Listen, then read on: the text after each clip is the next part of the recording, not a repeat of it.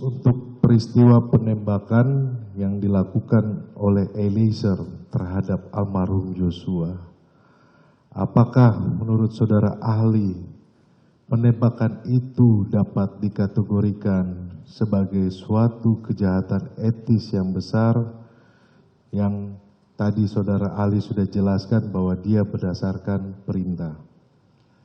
Jadi dalam etika itu memang selalu dibedakan antara yang normatif dan kebersalaan seseorang. Yang dalam agama, di agama Katolik, kebersalahan itu disebut berdosa, ya, orang berdosa. Tapi dalam etika saya tidak pakai istilah itu. Dalam etika saya pakai istilah bersalah secara etis, boleh dituduh kamu secara etis adalah buruk. Kita dalam bahasa biasa mempunyai istilah itu orang jahat misalnya. Jahat itu berarti etis buruk. Nah, orang yang dalam situasi relasi kekuasaan tadi melakukan sesuatu yang sebetulnya secara objektif menurut etika normatif jelas tidak boleh dilakukan, belum tentu bisa disebut jahat. Karena dia tidak melakukannya karena sebetulnya mengabaikan norma moral, tapi tidak tahu mana yang ditaati.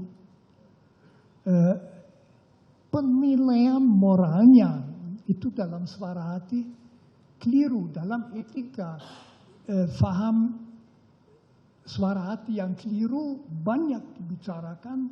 Di situ dikatakan orang wajib untuk membentuk suara hati, jadi supaya perasaan moral sesuai dengan norma-norma objektif. Tetapi orang yang sesudah melakukan sesuatu sadar, wah keliru itu, tidak berarti bahwa sebelumnya dia orang jahat. Jadi dari sudut kebersalahan pribadi itu amat sangat relevan.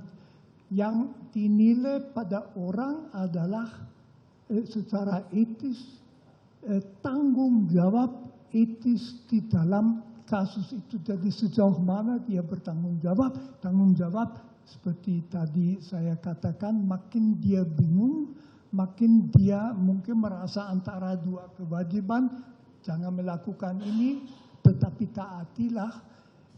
Kebingungan itu mengurangi kejelasan suara hati, dia bisa keliru tanpa boleh disebut jahat atau itu.